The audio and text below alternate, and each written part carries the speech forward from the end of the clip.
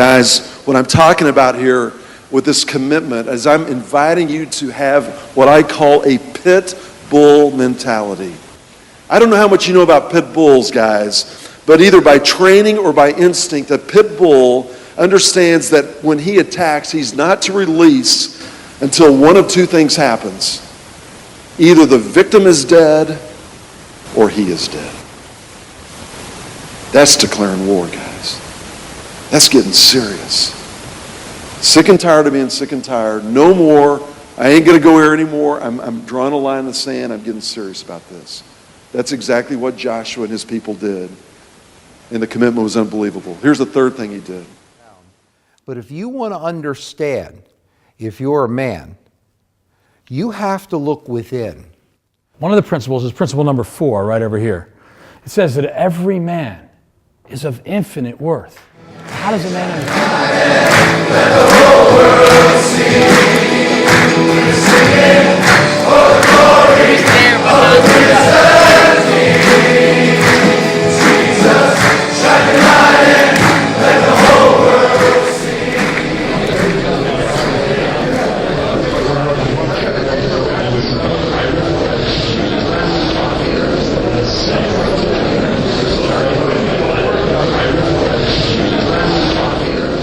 My life is, how do I hear from God?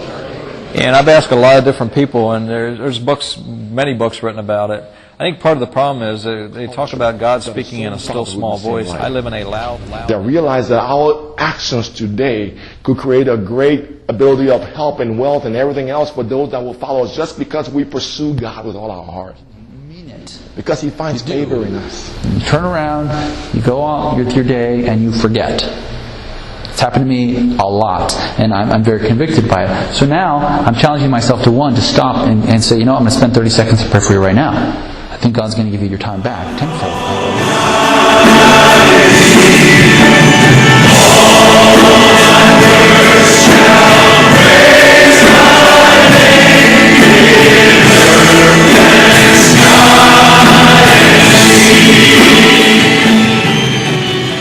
On a Saturday morning before Christmas, you can invite all of your Daves to bring their kids, or someone else's, to build a life-sized manger together.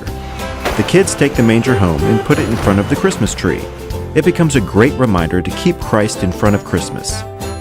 The kids do the work with a hammer. But I'm not him, and although our time together is really based on one of his books, which I mentioned. The first two things, anything that's kind of distracting you maybe at work.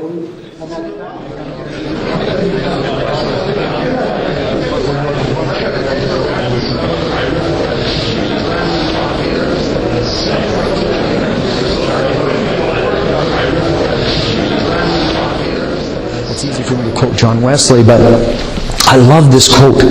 It says here, "Give me 100 men who fear nothing but sin and desire nothing but God, and I care not whether they be clergymen or laymen. They alone will shake the gates of hell and set up the kingdom of heaven upon earth." And they ask this question at the end of the day. Are you willing to do anything God asks you to do?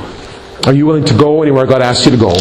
And are you willing to give whatever God asks you to give? Americans for help whenever we need it. And I thought we have to be doing a better job of equipping people so that we could have people that could defend their faith in every school, in every church, around every dinner.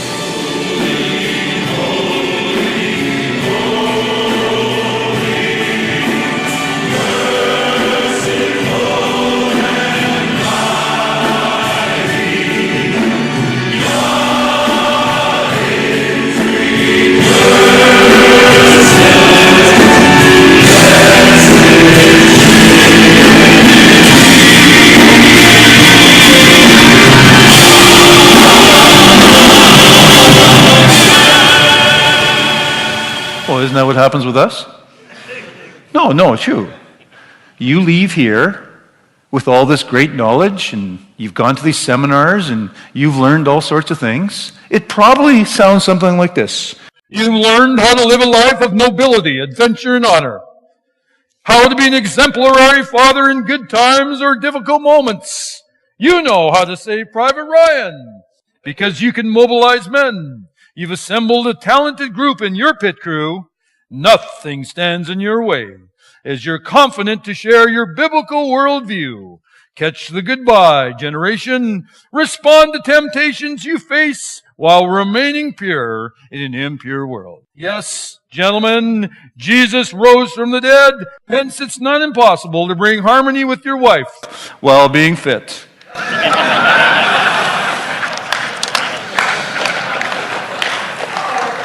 Well, isn't that true? How many people find it way more difficult when you get home after a conference than when you left?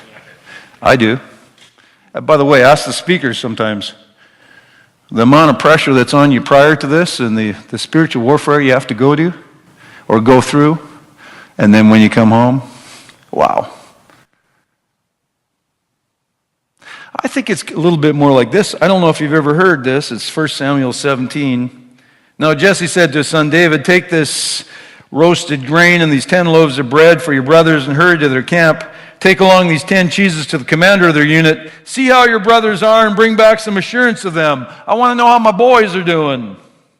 Early in the morning, David left the flock with the shepherd, loaded up, and set out as Jesse had directed. He reached the camp as the army was going out to the battle position, shouting the war cry. Israel and the Philistines were drawing up their lines facing each other. David left the things with the keeper's supply, ran to the battle lines, and greeted his brothers. Bro, what's happening? My interpretation. As he was talking with them, Goliath, the Philistine champion from Gath, stepped out from the lines and showed his usual defiance, and David heard it. When the Philistines saw the man, they ran from him in great fear. See, I think what normally happens, and usually what happens, is just like that. We all leave here, and I'm not going to do this, and we all shout the war cry. Yeah, baby, I'm going to be a better dad. I'm going to be a better husband. I'm going to be a better friend. Yeah, oh, You come up to the front. We all kneel down.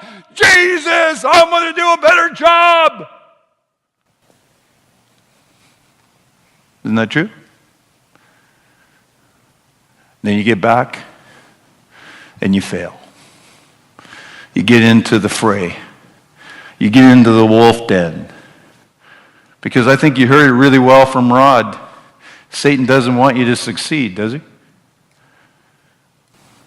Does he? He hates this meeting, by the way. He does. Because why would he want anything or anyone to get closer to who? God. Why would he want anyone to honor God? It's tough. So how do we do it? How do we do it? I got 6 things I want to share with you quickly, because this is what I've been focusing on in the last little while. Is when I go to a conference from now on, all I want to do is implement the things I've learned. Because I believe God is here. I believe God taught you through men some great things. And I don't want you to miss out. I don't want you to just shout the war cry and then get to the line and not cross.